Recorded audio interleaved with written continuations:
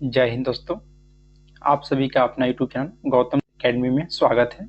दोस्तों हम लोग इस वीडियो में यूटेरिया का एक न्यू बुक आया दोस्तों, जो कि बिहार दरोगा प्रारंभिक परीक्षा पीटी के लिए दोस्तों, और यह बुक जो है वॉल्यूम 1 है।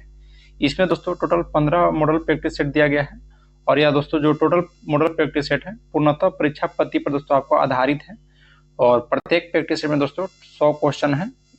तो जिसमें दोस्तों हम लोग प्रत्येक सेट को यहाँ पर देखेंगे। तो और आप हमारे दोस्तों YouTube चैनल पर पहली बार आए हैं तो चैनल को सब्सक्राइब कर लीजिए और बेल आइकन को प्रेस कर लीजिए। आज हम लोग इस वीडियो में बिहार दरोगा का प्रैक्टिस सेट नंबर 4 देखने वाले हैं। इससे पहले का तो 3 प्रैक्टिस सेट आपको करवा दिया गया है। यदि आप नहीं देखे हैं तो YouTube चैनल पर प्लेलिस्ट बनाकर डाल दिया गया है, वहाँ से आप लोग देख सकते हैं। प्रत्येक प्रैक्टिस सेट में 100 क्वेश्चन रहता है और टोटल दोस्तों 200 मार्क्स का क्वेश्चन रहता है, और इसके लिए एग्जाम में आपको 2 घंटा का समय दिया जाता है। तो चलिए बिना देर के हम लोग क्वेश्चन कर बढ़ते हैं। क्वेश्चन नंबर पहला कि निम्नलिखित में कौन सा सुमेलित नहीं है। एक तरफ दोस्तों राजवंश दिया गया है और एक तरफ दोस्तों उस राजवंश की राजधानी दिया गया है। तो देखिए पहला है चोल वंश। चोल वंश की राजधानी दोस्तों तंजावुर है, बिल्कुल सही है। चोल वंश की राजधानी तंजावुर है, याद रखिएगा। और राष्ट्रकूट, तो राष्ट्रकूट की आपको राजधानी पूछेगा तब मान्यखेत, ये भी आपका सही है। राष्ट्रकूट का राजधानी मान्यखेत है। फिर दोस्तों पाल वंश, तो पाल वंश की राजधानी मुंगेर हुआ करता था, ये भी सही है। पाल वंश की राजधानी मुंगेर। फिर दोस्तों पल्लव वंश, तो देखिए पल्लव वंश की राजधानी दोस्तों राजगृह, जो कि दोस्तों बिल्कुल गलत है। पल्लव वंश की दोस्तों राजधानी आपसे पूछेगा तो कांचीपुरम हुआ करता है, याद रखिएगा कांचीपुरम। तो यहाँ पे आपको चारों राजवंश का राजधानी याद रख लेना है, एक बार फिर से ध्यान देना है। चोल वंश की राजधानी पूछेगा तंजावुर, राष्ट्रकूट वंश की राजधानी मान्यखेत, पाल वंश की राजधानी मुंगेर, पल्लव वंश की राजधानी पूछेगा तो कांचीपुरम याद रखिएगा। और पल्लव वंश के संस्थापक पूछेगा तो शिव विष्णु थे, शिव विष्णु। और पल्लव वंश के सभी लोग जितने थे वो जो वैष्णव धर्म के अनुयायी हुआ करते थे। नेक्स्ट है कि प्राचीन काल स्मृतियों में सबसे पहले किस स्मृति की रचना की गई थी। तो सबसे पहले मनु स्मृति की रचना की गई थी। मनु स्मृति की रचना जो कि 200 ईसा पूर्व से लेकर 200 ईस्वी तक माना जाता है मनु स्मृति का।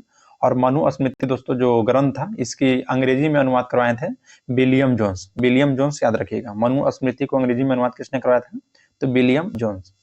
नेक्स्ट क्वेश्चन पाते हैं, क्वेश्चन नंबर 3 कि पूर्व मध्यकाल में कनौज के लिए त्रिपक्षीय संघर्ष में किस दक्षिण भारतीय राज्य ने भाग लिया था। तो दोस्तों याद रखिएगा राष्ट्रकूट ने भाग लिया था, राष्ट्रकूट जो कि दक्षिण भारत का था दोस्तों, राष्ट्रकूट याद रखिएगा। और कनौज के लिए दोस्तों जो कि प्रतिहार नरेश वत्सराज और पाल नरेश धर्मपाल के मध्य यह जारी संघर्ष के बीच राष्ट्रकूट राजा जो कि ध्रुव ने हस्तक्षेप किया था, याद रखिएगा, और यह वत्सराज और धर्मपाल को हराया था। नेक्स्ट है कि मध्यकाल में कश्मीर के किस शासक ने कश्मीर में जजिया कर हटा दिया और गो हत्या निषेध कर दिया था। तो यह दोस्तों याद रखना है जैनुल आबादीन। जैनुल आबादीन के द्वारा मध्यकाल में कश्मीर के दोस्तों कश्मीर में जो जजिया कर हटा दिया गया था और गो हत्या निषेध कर दिया गया था जैनुल आबादीन के द्वारा। और दोस्तों जैनुल आबादीन को याद रखना है कि कश्मीर का अकबर भी कहा जाता है इनको, कश्मीर का अकबर। नेक्स्ट पाते हैं क्वेश्चन नंबर 5 कि इंडियन रिपब्लिकन आर्मी की स्थापना निम्न में से किसने किया था। तो इंडियन रिपब्लिकन आर्मी की स्थापना दोस्तों सूर्य सेन के द्वारा किया गया है, और यह दोस्तों याद रखना है 1930 ईस्वी में। 1930 ईस्वी में सूर्य सेन के द्वारा इंडियन रिपब्लिकन आर्मी का गठन किया गया था। और यह दोस्तों चटगांव बंगाल में, कहाँ में, तो चटगांव जो कि बंगाल में पड़ता है। नेक्स्ट पाते हैं कि अखिल भारतीय हिंदू महासभा का पहला अधिवेशन कब हुआ था। तो यह दोस्तों अप्रैल 1915 में। याद रखना है कि अखिल भारतीय हिंदू महासभा का जो पहला अधिवेशन हुआ था अप्रैल 1915 में, और किसकी अध्यक्षता में, तो कासिम बाजार के दोस्तों महाराजा हुआ करते थे, उन्हीं की अध्यक्षता में हुआ था अखिल भारतीय हिंदू महासभा का पहला अधिवेशन। नेक्स्ट पाते हैं कि हंटर कमीशन का रिपोर्ट मुख्य रूप से किस स्तर की शिक्षा से संबंधित है। तो देखिए दोस्तों हंटर कमीशन का जो रिपोर्ट था ना, यह मुख्य रूप से प्राथमिक शिक्षा का दोस्तों संबंधित हो जाता है। यहाँ पर प्राथमिक शिक्षा भी इनको लगा सकते हैं। नेक्स्ट है कि उस समय जनता का उत्साह बहुत ऊंचा था, तब पीछे हटने का आदेश देना राष्ट्रीय संकट से कुछ कम नहीं था। यह उपरोक्त कथन का संबंध किससे है। तो देखिए दोस्तों जब 1920 से 22 के बीच में असहयोग आंदोलन चल रहा था, तो उसी के बीच में सुभाष चंद्र बोस के द्वारा यह कथन बोला गया था कि जब जनता का उत्साह बहुत ऊंचा है तब पीछे हटने का आदेश देना राष्ट्रीय संकट से कुछ कम नहीं है। और यह दोस्तों महात्मा गांधी जी को बोला गया था। याद रखना है यह असहयोग आंदोलन के समय कौन बोले थे, तो सुभाष चंद्र बोस के द्वारा बोला गया था। नेक्स्ट है कि निम्न में से किस स्थान नवपाषाण युग में गर्त निवास का अवशेष मिला है। तो गर्त निवास का अवशेष दोस्तों ब्रुज होम, जो कि कश्मीर में पड़ता है, ब्रुज होम से मिला था, याद रखिएगा, ब्रुज होम से गर्त आवास का अवशेष मिला था। नेक्स्ट पाते हैं क्वेश्चन नंबर 10। बोला कि अकबर के शासनकाल में बिहार कितने सरकार में विभाजित था। तो देखिए दोस्तों, अकबर के शासनकाल में जब 1574 ईस्वी में बिहार पर आक्रमण करके और 1576 तक पटना पर अधिकार कर लिया था और 1580 तक बिहार को मुगल साम्राज्य का एक प्रांत घोषित कर दिया था। तो अबुल फजल के द्वारा, दोस्तों ध्यान देना यहाँ से कि अबुल फजल के द्वारा जो रचित आईने अकबरी दोस्तों, उसमें अकबर के समय बिहार को 7 सरकारों में विभाजित किया गया था, 7 सरकारों में। इसकी जानकारी किसमें मिलता है, तो आईने अकबरी में। आईने अकबरी किसकी है, तो अबुल फजल की है, अबुल फजल की। नेक्स्ट है कि निम्न में से कौन सा समाचार पत्र क्रांतिकारी विचारधारा से संबंधित नहीं था। पहला है दोस्तों कि संध्या, युगांतर और वंदे मातरम। तो देखिए दोस्तों, संध्या, युगांतर और वंदे मातरम जितना भी आपको दिया है समाचार पत्र या क्रांतिकारी विचारों का समर्थन करता है, याद रखिएगा। यानी कि तो ऑप्शन डी हो जाएगा कि इनमें से कोई नहीं।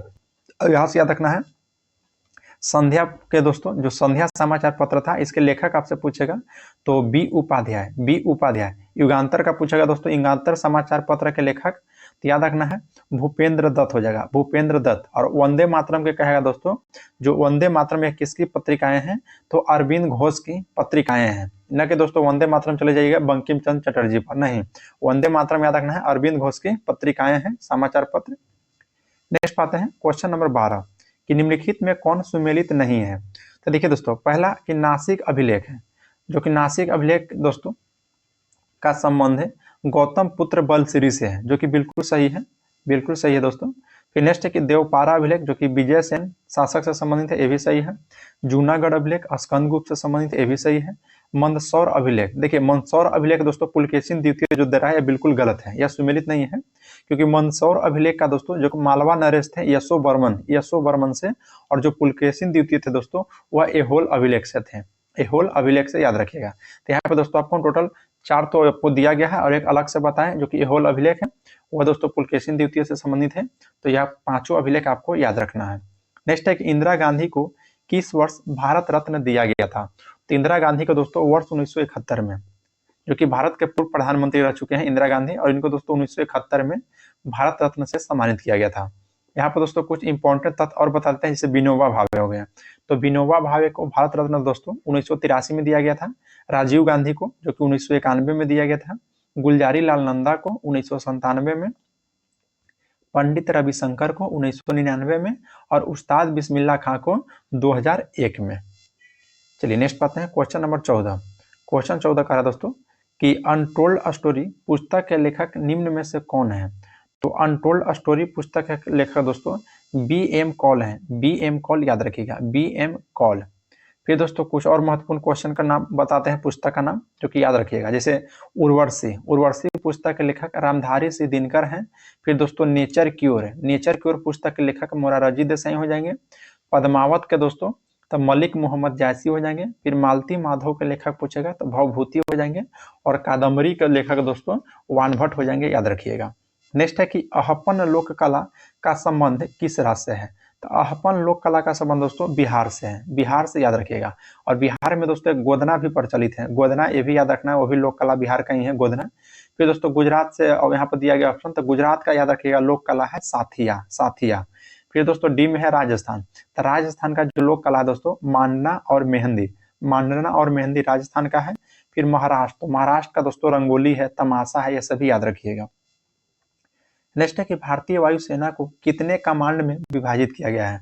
तो भारतीय वायुसेना का दोस्तों 7 कमांडों में विभाजित किया गया है। तो ऑप्शन नंबर सी आपका यहाँ पे राइट हो जाएगा। और भारतीय वायुसेना का मुख्यालय दोस्तों याद रखना है नई दिल्ली होता है, नई दिल्ली। और वायुसेना के जो प्रमुख को दोस्तों एयर चीफ मार्शल कहा जाता है, एयर चीफ मार्शल। चलिए नेक्स्ट दोस्तों कि नालंदा विश्वविद्यालय को किस वर्ष विश्व विरासत सूची में शामिल किया गया है। तो दोस्तों 2016 में नालंदा विश्वविद्यालय को विश्व विरासत सूची में शामिल किया गया है। और दोस्तों एक और है महाबोधि बोध मंदिर को दोस्तों याद रखना है कि 2002 में हो जाएगा महाबोधि मंदिर को, जो कि बोध गया में है। नेक्स्ट है कि नगद कोष अनुपात CRR के संबंध में निम्न कथन पर विचार करना है। पहला कथन है कि यह केंद्रीय बैंक के द्वारा निर्धारित किया जाता है। दोस्तों यहाँ से आपको याद रखना है कि जो CRR है यह केंद्रीय बैंक के द्वारा निर्धारित किया जाता है और प्रत्येक बैंक के लिए दोस्तों यह बाध्यकारी होता है, याद रखिएगा। तो यहाँ पर दोनों सही हो जाएगा। फिर नेक्स्ट है कि यह राशि नगद के रूप में RBI के पास रखा जाता है। नहीं दोस्तों, जो CRR होता है ना वह रखा जाता है RBI के पास, यानी कि पहला और दूसरा कथन सही है। तो ऑप्शन आप यहाँ पे ये लगा सकते हैं, पहला और दूसरा कथन सत्य है। चलिए नेक्स्ट क्वेश्चन की ओर बढ़ते हैं दोस्तों। क्वेश्चन नंबर आपका 19।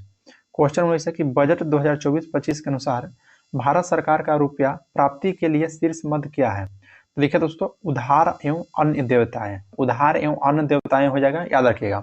अब दोस्तों जो भी बजट से क्वेश्चन आएगा आपको 2025-26 याद रखना है, क्योंकि 2025-26 बजट पेश हो चुका है, तो इसलिए दोस्तों इसका हम फुल डिस्कशन नहीं करेंगे यहाँ पे। नेक्स्ट है कि भारत में विश्व के समस्त लौह अयस्क भंडार का कितना प्रतिशत हिस्सा उपलब्ध है? तो 8% दोस्तों, 8% याद रखिएगा। भारत में संपूर्ण विश्व का लगभग 8% लौह अयस्क का भंडार है। नेक्स्ट बात है कि निम्न में कौन सा राज्य नवीकरणीय ऊर्जा में प्रथम स्थान है? तो नवीकरणीय ऊर्जा में दोस्तों प्रथम स्थान आपका राजस्थान है, राजस्थान है, याद रखना है। और नवीकरणीय ऊर्जा में भारत का स्थान पूछेगा दोस्तों, तो भारत का स्थान चौथा है, याद रखिएगा। भारत का स्थान क्या है? तो चौथा है। और दूसरा स्थान पर दोस्तों गुजरात है, तीसरा पर तमिलनाडु है और चौथा में कर्नाटक है, राज्य है। नेक्स्ट है केंद्रीय कपास शोध संस्थान, तो आपका दोस्तों नागपुर में हो जाएगा। केंद्रीय कपास शोध संस्थान दोस्तों नागपुर में है, याद रखिएगा। नेक्स्ट बात है क्वेश्चन नंबर 23 है कि हाल ही में चर्चा में रहा ओरंगुटन की कूटनीति किस देश से संबंधित है? तो यह दोस्तों मलेशिया से है, मलेशिया से, याद रखिएगा, मलेशिया से। नेक्स्ट है कि यूनिफाइड यानी UPS पेंशन योजना को अपनाने वाला पहला राज्य कौन बना है? तो पहला राज्य दोस्तों महाराष्ट्र बन गया है, जो कि UPS यानी पेंशन को दोस्तों, जो कि 1 अप्रैल 2025 से केंद्र सरकार में कर्मचारी पर यह भी लागू होगा, याद रखिएगा। नेक्स्ट है कि नाटो शिखर सम्मेलन 2024 कहाँ आयोजित हुआ है? तो नाटो शिखर सम्मेलन का दोस्तों आयोजन 2024 जो कि जुलाई में हुआ था, यह वाशिंगटन DC जो कि अमेरिका में दोस्तों है, वाशिंगटन DC में हुआ था। और नाटो की यहाँ पर दोस्तों स्थापना, याद रखिएगा, नाटो की स्थापना 1949 में हुआ है, 1949 में। और 2024 में दोस्तों नाटो का जो बैठक हुआ है वो 75वां वर्षगांठ मनाया गया है, 75वां वर्षगांठ, याद रखिएगा। नाटो का दोस्तों फुल फॉर्म पूछेगा तो नॉर्थ अटलांटिक ट्रेटी ऑर्गेनाइजेशन, याद रखिएगा। और नाटो में दोस्तों कुल अभी 32 सदस्य हैं, ये भी याद रखना है, कुल 32। नेक्स्ट है कि वर्ष 2024 में हुए चुनाव के बाद ब्रिटेन के प्रधानमंत्री निम्न में से कौन बने हैं? तो अभी दोस्तों हाल ही में प्रधानमंत्री का चुनाव हुआ है ब्रिटेन में, जो कि लेबर पार्टी से संबंधित है दोस्तों। जो भी प्रधानमंत्री बने हैं जिनका नाम है कीर स्टारमर, कीर स्टारमर, यानी कि ऑप्शन सी हो जाएगा। ब्रिटेन के प्रधानमंत्री वर्तमान में दोस्तों कीर स्टारमर है, याद रखिएगा। और इससे पहले थे ऋषि सुनक, जो कि दोस्तों कंजर्वेटिव पार्टी से थे, कंजर्वेटिव पार्टी से। नेक्स्ट है कि नोमैडिक एलिफेंट 2024 अभ्यास भारत और किस देश के बीच संपन्न हुआ है? तो भारत और मंगोलिया के बीच दोस्तों, भारत और मंगोलिया के बीच नोमैडिक एलिफेंट का आयोजन होता है, प्रतिवर्ष होता है। नेक्स्ट है कि भारत की पहली बहुउद्देशीय हरित हाइड्रोजन पायलट परियोजना का उद्घाटन किस राज्य में किया गया है? तो हिमाचल प्रदेश में, हिमाचल प्रदेश में दोस्तों याद रखना है, जो कि Nathpa Jhakri hydro power station में भारत की पहली बहुउद्देशीय हरित हाइड्रोजन पायलट परियोजना का उद्घाटन किया गया है। नेक्स्ट है कि अगस्त 2024 में गृह मंत्रालय के द्वारा किस राज्य केंद्र शासित प्रदेश में नए जिले बनाने का निर्णय लिया गया है? तो लद्दाख में दोस्तों, लद्दाख में। पहले से दोस्तों टोटल 2 जिला था और वर्तमान में 5 जिला और बनाने का निर्णय लिया गया था, जिसका जांस्कर, ट्रांस, साब, नुब्रा और चांगथामन। तभी वर्तमान में दोस्तों 7 गो जिला हो गया, याद रखिएगा। वर्तमान में लद्दाख में कितने जिले हैं? तो 7। चलिए नेक्स्ट क्वेश्चन की ओर बढ़ते हैं दोस्तों। क्वेश्चन नंबर आपका 30। क्वेश्चन 30 क्या कहता है, ध्यान दीजिएगा कि किस देश में पहले ई स्पोर्ट्स ओलंपिक खेल का आयोजन किया गया है? तो बताइए दोस्तों किस देश में किया गया है? तो सऊदी अरब में, सऊदी अरब में, याद रखिएगा। नेक्स्ट है कि देश का पहला शून्य कार्बन उत्सर्जन हवाई अड्डा कौन सा है? तो दिल्ली का हवाई अड्डा बन चुका है, दिल्ली का, याद रखिएगा, दिल्ली का हवाई अड्डा। नेक्स्ट है कि एशियन गेम्स 2026 का आयोजन किस देश में होगा? तो एशियन गेम्स दोस्तों 2026 का जो आयोजन होगा यह जापान, जापान में, याद रखना। जापान के एक शहर है दोस्तों आईची, आईची में, याद रखिएगा। और इसमें भारतीय सर्फिंग टीम का पहला कोटा मिला है। नेक्स्ट है कि किस राज्य के द्वारा स्कूली पाठ्यक्रम में AI को शामिल किया गया है? तो दोस्तों केरल राज्य में, केरल राज्य में, याद रखना है। नेक्स्ट पाते हैं क्वेश्चन नंबर 34 कि विश्व पर्यावरण दिवस 2024 की थीम क्या थी? तो विश्व पर्यावरण दिवस दोस्तों 2024 की जो थीम था कि land restoration, desertification and drought resilience, जो कि ऑप्शन आपका ए में दिया गया है। और विश्व पर्यावरण दिवस दोस्तों प्रतिवर्ष 5 जून को मनाया जाता है और संयुक्त राष्ट्र सभा ने 1972 में विश्व पर्यावरण दिवस की घोषणा किया था। 1972 में याद रखिएगा। नेक्स्ट है कि बिहार में 2 नए रामसर स्थल की घोषणा की गई है, यह किस जिला में स्थित है? तो देखिए दोस्तों बिहार के एक जमुई जिला है, जो कि ऑप्शन डी पाना है। जमुई जिला में स्थित दोस्तों एक नागा पक्षी अभ्यारण्य और नकटी पक्षी अभ्यारण्य, यह दोनों को दोस्तों रामसर स्थल में जोड़ा गया है। और विश्व में सबसे अधिक रामसर स्थल पूछेगा आपसे तो यूनाइटेड किंगडम में है। विश्व का सबसे अधिक रामसर स्थल कहाँ में है? तो यूनाइटेड किंगडम में। और भारत में सबसे अधिक रामसर स्थल पूछेगा तो तमिलनाडु में है और दूसरा स्थान पर दोस्तों आपका यूपी है। नेक्स्ट है कि विश्व महासागर दिवस किस तिथि को मनाया जाता है? तो दोस्तों 8 जून को विश्व महासागर दिवस 8 जून को मनाया जाता है। और 2024 का आपसे थीम पूछेगा दोस्तों तो एवेकन न्यू डेप्थ था, याद रखिएगा। नेक्स्ट है कि फ्रेंच ओपन 2024 में पुरुष सिंगल का खिताब किसने जीता है? तो कार्लोस अल्कराज हो जाएंगे। कार्लोस अल्कराज दोस्तों याद रखना है, जो कि 2024 का फ्रेंच ओपन इनको मिला है। और ये किनको हराए थे? तो अलेक्जेंडर जेवरेव को हराए थे, याद रखिएगा। महिला में पूछेगा दोस्तों कि सिंगल में तो ईगा स्वीटोक को जीत मिला था और कार्लेस अल्कराज को दोस्तों, जो कि स्पेन के निवासी हैं, याद रखिएगा। और फ्रेंच ओपन दोस्तों क्ले कोर्ट पर खेला जाता है। नेक्स्ट है कि यूक्रेन शांति सम्मेलन का आयोजन 2024 में कहाँ किया गया है? तो देखिए दोस्तों स्विट्जरलैंड में किया गया है यूक्रेन शांति सम्मेलन का आयोजन स्विट्जरलैंड में। नेक्स्ट है कि ग्लोब पीस इंडेक्स 2024 में भारत का स्थान है, तो यानी कि दोस्तों आपका 163 देश टोटल शामिल है, जिसमें दोस्तों आपका भारत का स्थान 116वां है। 116वां 2024 में, याद रखिएगा। और प्रथम स्थान पर दोस्तों आइसलैंड है, आइसलैंड। नेक्स्ट है कि यूएनए के द्वारा 2025 को किस वर्ष के रूप में मनाने की घोषणा की गई है? तो 2025 में दोस्तों यूएनए के द्वारा जो क्वांटम विज्ञान का वर्ष, याद रखिएगा। नेक्स्ट है कि हाल ही में मिशन निश्चय की शुरुआत किस राज्य के पुलिस के द्वारा किया गया है? तो दोस्तों पंजाब पुलिस के द्वारा। नेक्स्ट क्वेश्चन की ओर बढ़ते हैं। क्वेश्चन नंबर दोस्तों आपका 42 है कि हाल ही में यूएनए के द्वारा भूमि नायक का सम्मान किसे दिया गया है? तो भूमि नायक का जो सम्मान दिया गया दोस्तों वह सिद्धेश साकोरे। नेक्स्ट है दोस्तों क्वेश्चन नंबर 43। देखिए आपको फिलिंग इन द ब्लैंक्स, देखिए दोस्तों इंग्लिश का टोटल आंसर बताते हैं। ऑप्शन डी हो जाएगा, इसको आपको देख लीजिएगा। फिर नेक्स्ट है क्वेश्चन 44 दोस्तों, तो 44 का दोस्तों ऑप्शन भी आपका यहाँ पे डी हो जाएगा। फिर 45 का दोस्तों ऑप्शन सी हो जाएगा। फिर नेक्स्ट की ओर बढ़ते हैं। क्वेश्चन नंबर 46 कि पहाड़ का पर्यायवाची शब्द है? तो पहाड़ का दोस्तों भूधर हो जाएगा। जैसे फिर गिरी हो जाएगा, नग हो जाएगा, याद रखिएगा। नेक्स्ट है कि जिस क्रिया का फल कर्ता पर पड़ता हो तो उसे दोस्तों अकर्मक कहते हैं। कर्ता पर अगर पड़ता है दोस्तों तो उसको अकर्मक कहते हैं, याद रखिएगा। अकर्मक क्रिया कहते हैं। और जिस क्रिया का फल कर्म पर पड़ता है, तो उसको दोस्तों सकर्मक कहते हैं। कर्म पर कहेगा तो सकर्मक और कर्ता पर कहेगा तो अकर्मक। नेक्स्ट है दोस्तों कि निम्न में कौन सा विकल्प प्रश्नवाचक सर्वनाम का उदाहरण है?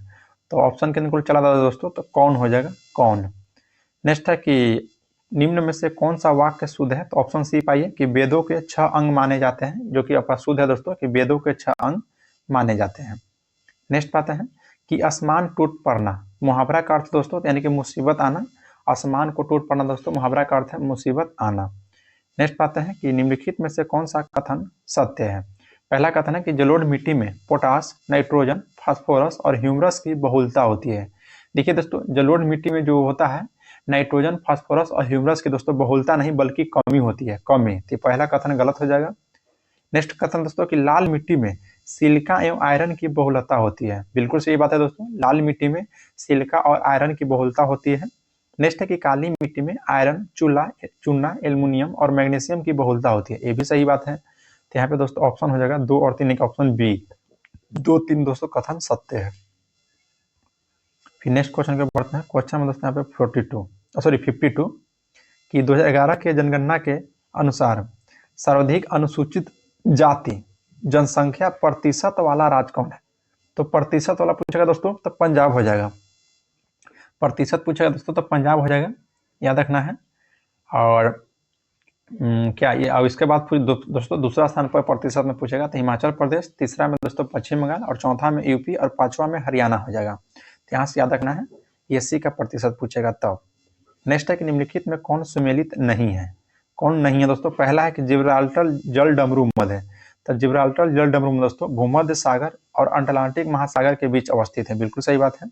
फिर कुक है दोस्तों जल संधि जो कि तस्मान सागर और दक्षिणी प्रशांत सागर के मध्य है, ये भी सही है। मलक्का दोस्तों जो कि जावा सागर और बंगाल की खाड़ी के मध्य है, ये भी सही है। फिर है डोबर जो कि उत्तरी सागर और प्रशांत महासागर, नहीं दोस्तों, जो डोबर है, डोबर को दोस्तों याद रखना है कि यह उत्तरी सागर और अटलांटिक महासागर को जोड़ती है, अटलांटिक महासागर को। तो ऑप्शन हो जाएगा डी जो कि सुमेलित नहीं है। नेक्स्ट है कि प्रत्यावर्ती मानसून या मानसून निवर्तन से सबसे अधिक वर्षा निम्न में से किस राज्य में होती है। तो दोस्तों तमिलनाडु में होता है, तमिलनाडु में। नेक्स्ट है कि निम्नलिखित में कौन सा प्लेट दक्षिण अमेरिका एवं प्रशांत महासागर प्लेटिये के बीच में अवस्थित है। तो नजका प्लेट हो जाएगा, नजका प्लेट याद रखना है जो कि दक्षिण अमेरिका और प्रशांत महासागर के बीच अवस्थित है। ऑप्शन ए पाइए, ऑप्शन ए अरेबियन प्लेट। तो अरेबियन प्लेट दोस्तों अरब प्रायद्वीप का अधिकतर भाग होता है अरेबियन प्लेट। फिर फिजी प्लेट है, तो दोस्तों यह ऑस्ट्रेलिया का उत्तर पूर्व में है, ऑस्ट्रेलिया का उत्तर पूर्व में प्लेट को फिजी प्लेट कहते हैं। और फिर है दोस्तों फिलीपीन प्लेट जो कि ऑप्शन डी में दिया गया है। यह एशिया और प्रशांत महासागर का प्लेट को दोस्तों फिलीपीन प्लेट कहते हैं, याद रखना है, एशिया और प्रशांत महासागर प्लेट को। नेक्स्ट है कि सौरमंडल के निर्माण और निरूपण की व्याख्या करने का सर्वाधिक व्यापक रूप से स्वीकृत मॉडल कौन सा है। तो दोस्तों निहारिका परिकल्पना, निहारिका आपका राइट हो जाएगा दोस्तों। फिर दोस्तों एक बिग बैंग सिद्धांत था, बिग बैंग सिद्धांत भी याद रखिएगा जो कि ब्रह्मांड की उत्पत्ति से संबंधित है, जो कि जॉर्ज लेमेंतियर के द्वारा दिया गया था, जॉर्ज लेमेंतियर के द्वारा याद रखिएगा। और निहारिका परिकल्पना का सिद्धांत दोस्तों इमैनुअल कांट के द्वारा विकसित किया गया है, इमैनुअल कांट के द्वारा। और निहारिका जो सिद्धांत था ना, इसमें बोला गया था कि ग्रहों का निर्माण युवा सूर्य से जुड़े पदार्थ के एक बादल से हुआ था जो कि धीरे धीरे घूम रहा था, याद रखिएगा। और इसी सिद्धांत को निहारिका परिकल्पना कहते हैं। नेक्स्ट है कि एक समान केंद्र से बराबर यात्रा समय पर स्थित रेखाओं को सम्मिलन को क्या कहते हैं। तो रेखाओं को सम्मेलन को दोस्तों समकालिक रेखा कहते हैं, याद रखिएगा, समकालिक। देखिए दोस्तों ऑप्शन सी पाइए जो कि आपका नया नाम दिख रहा होगा, समत तिरित झंझा रेखा। वो हम लोग दोस्तों भौगोलिक बिंदु के माध्यम से खींची गई रेखा जिस एक साथ गरज के साथ गतिविधि का एक निश्चित चरण के साथ घटित होता है उसको समतरित झंझा रेखा कहते हैं। चलिए नेक्स्ट पाते हैं। बाकी दोस्तों तो आपको दोनों तो आपको याद है। नेक्स्ट है कि गोदावरी नदी अपवाह बेसिन भारत के निम्न में से किस राज्य में फैला हुआ है। तो ऑप्शन बी पा जाइए दोस्तों, महाराष्ट्र, छत्तीसगढ़, तेलंगाना, आंध्र प्रदेश और उड़ीसा दोस्तों, याद रखिएगा। गोदावरी नदी का दोस्तों उद्गम कहेगा तो महाराष्ट्र के क्षेत्र में है, उद्गम कहाँ, महाराष्ट्र में। जो कि दोस्तों गोदावरी नदी भारत की दूसरी सबसे लंबी नदी है, दूसरी सबसे लंबी नदी और प्रायद्वीपीय भारत की सबसे बड़ी नदी है, प्रायद्वीपीय भारत की सबसे बड़ी नदी के रूप में जाना जाता है। और इसको दोस्तों दक्षिण गंगा या वृद्ध गंगा के नाम से भी जाना जाता है, गोदावरी नदी को दक्षिण गंगा या वृद्ध गंगा के नाम से भी जाना जाता है। क्वेश्चन नंबर 59 है कि दाचीग्राम राष्ट्रीय उद्यान निम्नलिखित में से किस राज्य में है। तो दोस्तों जम्मू कश्मीर में है, दाचीग्राम राष्ट्रीय उद्यान याद रखना है कहाँ में, तो जम्मू कश्मीर में। और दाचीग्राम राष्ट्रीय उद्यान का दोस्तों स्थापना कहेगा तो 1981 में किया गया था, 1981 में, जो कि यह हुंगुल हिरन और कश्मीर हिरन के लिए प्रसिद्ध है। नेक्स्ट पाते हैं कि निम्नलिखित में से किस क्षेत्र में भारत के अन्य क्षेत्रों की तुलना में अधिक मौसमी अंतर है। तो भारत के अंदरूनी भाग हो जाएगा दोस्तों, भारत के अंदरूनी भाग में, याद रखिएगा। क्वेश्चन नंबर है 61 कि निम्नलिखित में से किस अधिनियम के तहत भारत के राज्य सचिव को नियुक्त किया गया था। तो दोस्तों 1858 ईस्वी के भारत शासन अधिनियम के तहत। क्यों दोस्तों, क्योंकि बोर्ड ऑफ कंट्रोलर और बोर्ड ऑफ डायरेक्टर जो पोस्ट था दोस्तों वो 1858 के शासन अधिनियम के तहत समाप्त करके सचिव का पद लाया गया था, याद रखिएगा। नेक्स्ट पाते हैं क्वेश्चन नंबर 62। क्वेश्चन 62 है कि स्वतंत्र भारत का पहला मंत्रिमंडल 1947 के अनुसार मंत्री एवं संबंधित विभाग को सुमेलित करना है। तो पहला दोस्तों शिक्षा विभाग। तो शिक्षा विभाग दोस्तों कौन थे, तो शिक्षा विभाग के मंत्री बनाया गया था मौलाना अबुल कलाम आजाद को, मोहम्मद अबुल कलाम आजाद। फिर रेलवे एवं परिवहन मंत्री, तो रेलवे और परिवहन मंत्री दोस्तों जॉन मथाई को बनाया गया था। फिर खाद्य एवं कृषि मंत्री दोस्तों डॉक्टर राजेंद्र प्रसाद जी को बनाया गया था। वित्त मंत्री कहेगा तो आर के सष्णमुगम सेठी को बनाया गया था। तो आंसर हो जाएगा दोस्तों यहाँ पे आपका option number C, SRQP, SRQP। चलिए नेक्स्ट है कि निम्नलिखित में से कौन सी अनुसूची प्रथम संविधान संशोधन अधिनियम 1951 ईस्वी के तहत जोड़ा गया है। देखिए दोस्तों, मूल संविधान में टोटल 8 अनुसूची था और 9वां अनुसूची जो है कि पहला संविधान संशोधन 1951 के तहत जोड़ा गया था। 9वीं अनुसूची को याद रखिएगा। फिर दोस्तों ऑप्शन डी पाइए जो कि 12वीं अनुसूची है, तो 12वीं अनुसूची को 74वां संविधान संशोधन 1992 के तहत जोड़ा गया था और अभी वर्तमान में दोस्तों टोटल 12 अनुसूची है, याद रखिएगा। नेक्स्ट पाते हैं क्वेश्चन नंबर 64 कि भारतीय संविधान के किस अनुच्छेद के तहत देश के किसी क्षेत्र में आवागमन की स्वतंत्रता का वर्णन किया गया है। तो अनुच्छेद 19 के डी में दोस्तों, अनुच्छेद 19 के डी में देखिए, अनुच्छेद 19 में दोस्तों टोटल 6 प्रकार की स्वतंत्रता है। पहले दोस्तों 7 प्रकार का था, लेकिन एक संपत्ति का अधिकार था जो कि 44वां संविधान संशोधन 1978 के तहत उसको हटा दिया गया है। लेकिन अभी वर्तमान में पूछेगा तो अभी वर्तमान में दोस्तों टोटल 6 प्रकार की स्वतंत्रता दिया गया है, जिसमें 19 के में है आपका बोलने की स्वतंत्रता, 19 के बी में कहेगा तो शांतिपूर्ण हथियार के बिना सभा करने की स्वतंत्रता, ऑप्शन सी में दोस्तों यानी कि 19 के सी में कहेगा तो संघ बनाने की स्वतंत्रता, 19 के डी में कहेगा दोस्तों तो देश के भीतर कहीं भी आवागमन की स्वतंत्रता है, और 19 के ई में कहेगा तो दोस्तों याद रखना है देश में कहीं भी आपको बसने की स्वतंत्रता है। और उसके बाद दोस्तों जीव हो जाएगा जो कि आपका जीविका की स्वतंत्रता, जो कि ऑप्शन के अनुकूल दोस्तों आपका बी आपका राइट हो जाएगा।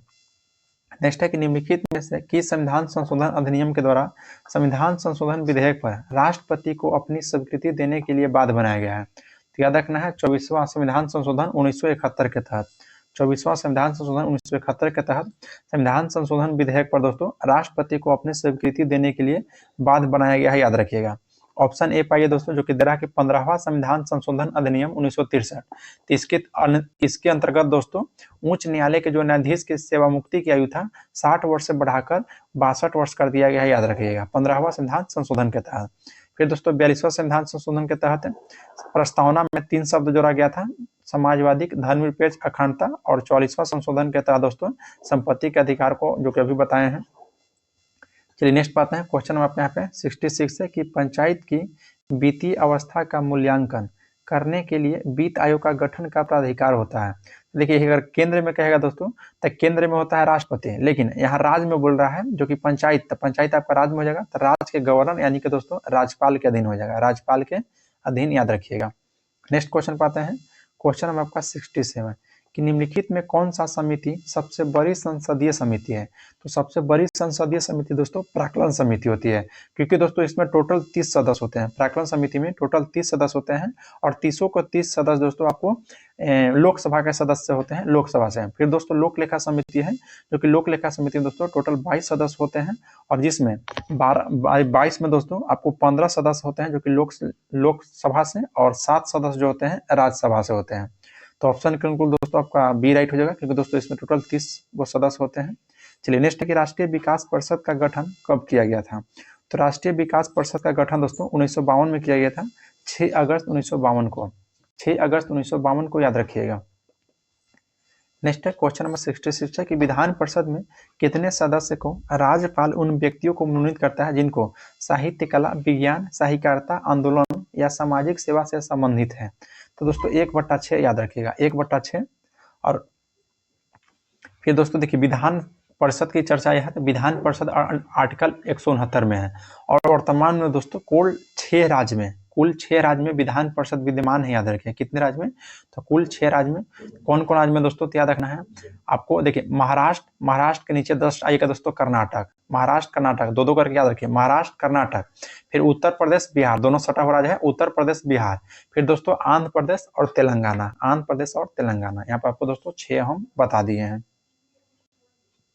अच्छा 1/12 भी दोस्तों ऑप्शन डी पाइए, तो 1/12 ये बताइए तो किस चीज से यहाँ पे चुना जाता है।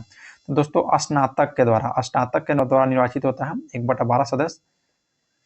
चलिए नेक्स्ट पाते हैं क्वेश्चन में दोस्तों यहाँ पे आपका 70 क्वेश्चन 70 है कि 2 या 2 से अधिक राज्य के बीच ऐसे विवाद जिससे उनको वैधानिक अधिकार का प्रश्न निहित हो तो सर्वोच्च न्यायालय के किस क्षेत्राधिकार के अंतर्गत आता है। तो दोस्तों प्रारंभिक क्षेत्राधिकार के अंतर्गत आता है।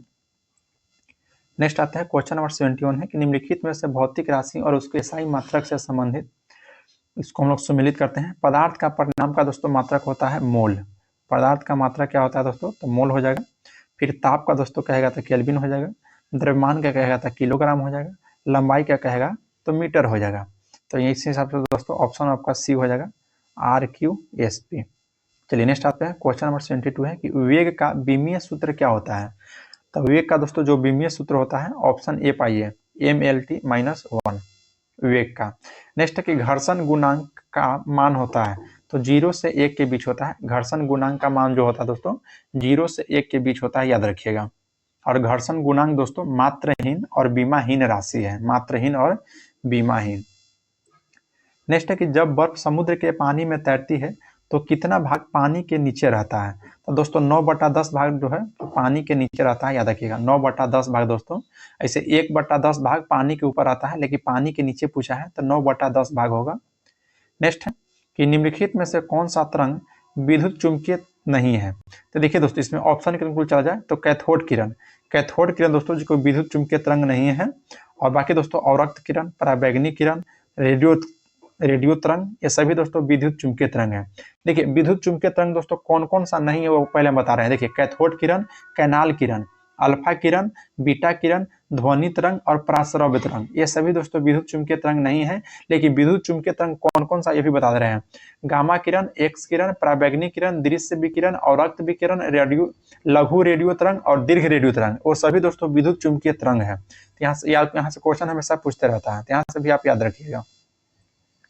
नेक्स्ट है कि प्रतिध्वनि सुनने के लिए श्रोता और परावर्तक सतह के बीच न्यूनतम दूरी कितना होना चाहिए। तो न्यूनतम दूरी दोस्तों ऐसे 16 देता है, लेकिन 16.6 है तो याद रखना है 16.6 मीटर होता है। ऐसे दोस्तों कहीं कहीं 17 भी देता है तो याद रखना है। और कान पर ध्वनि का प्रभाव दोस्तों 1/10 सेकेंड रहता है, ये भी याद रखिएगा। नेक्स्ट है कि निम्नलिखित में से कौन सा कथन सत्य है। इसमें पहला कथन है कि श्रेणी क्रम के समूहन में धारा समान तथा वोल्टेज अलग अलग होता है। श्रेणी क्रम में बिल्कुल सही बात है। देखिए श्रेणी क्रम का दोस्तों जब आप श्रेणी क्रम में पहुंचिएगा तो दोस्तों धारा उसका समान रहता है, लेकिन जो वोल्टेज होता है ना वह अलग अलग होता है। और यही दोस्तों जब समानांतर क्रम के समूहन में धारा का मान अलग अलग हो जाता है, लेकिन दोस्तों इसमें वोल्टेज समान होता है, यानी उल्टा हो जाता है। तो यहाँ पर दोनों कथन सत्य है, तो ऑप्शन डी हो जाएगा। नेक्स्ट है निम्नलिखित में से कौन समांग मिश्रण का उदाहरण है। तो ऑप्शन के अनुकूल चला जाए दोस्तों, तो आपका राइट आंसर हो जाएगा 78 का ऑप्शन नंबर डी, 1 और 2 दोस्तों, यानी कि चीनी या नमक का जलीय विलयन और हवा, या दोस्तों आपका समांग मिश्रण का उदाहरण है। चलिए नेक्स्ट पाते हैं, क्वेश्चन नंबर आपका दोस्तों यहाँ पे 79 है कि निम्नलिखित में कौन सा अणु यानी एटम का भाग नहीं है। तो टोटल 3 है दोस्तों, न्यूट्रॉन, प्रोटॉन और इलेक्ट्रॉन, लेकिन दोस्तों फोटोन नहीं है, याद रखिएगा फोटोन आपका नहीं है। नेक्स्ट है कि निम्नलिखित में से कौन सा कथन सत्य है। तो ऑप्शन बी पे आइए दोस्तों कि कैल्शियम कार्बोनेट दंत पेस्ट का एक अवयव होता है, यह कथन आपका दोस्तों सत्य है, याद रखिएगा। नेक्स्ट पाते हैं क्वेश्चन नंबर 81 दोस्तों कि जल गैस निम्नलिखित में से किसका मिश्रण है। तो CO+H2 का, CO+H2 का, याद रखिएगा CO+H2 का। इसका दोस्तों पीडीएफ आप लोग पीडीएफ से दोस्तों जरूर बनाइएगा, पीडीएफ से बनाने के बाद ही आंसर मिलाइएगा, तो आप लोग दोस्तों काफी हेल्पफुल साबित होगा। तो पीडीएफ दोस्तों आपको टेलीग्राम पर देते हैं, तो टेलीग्राम में ज्वाइन हो जाइएगा, नहीं ज्वाइन हुए हैं तो। और आप हमारा यूट्यूब चैनल पर दोस्तों अगर पहली बार विजिट किए हैं तो चैनल को सब्सक्राइब कर लीजिए और बेल आइकन को प्रेस कर लीजिए। और दोस्तों वीडियो को आप लोग अधिक से अधिक अपने ग्रुप में शेयर जरूर कीजिएगा। चलिए नेक्स्ट दोस्तों कि जल में कार्बन डाइऑक्साइड प्रवाहित करने पर बना सोडा वाटर का संबंध कौन सा सत्य है। तो सत्य दोस्तों ही होता है, यह अम्लीय प्रकृति का होता है ना, अम्लीय प्रकृति का, याद रखिएगा अम्लीय प्रकृति का। नेक्स्ट है कि बेकेलाइट निम्नलिखित में से किसके संघनन से बनता है। तब फिनॉल तथा फॉर्मेल्डिहाइड, फिनॉल तथा फॉर्मेल्डिहाइड के दोस्तों संघनन से बनता है बेकेलाइट, याद रखिएगा।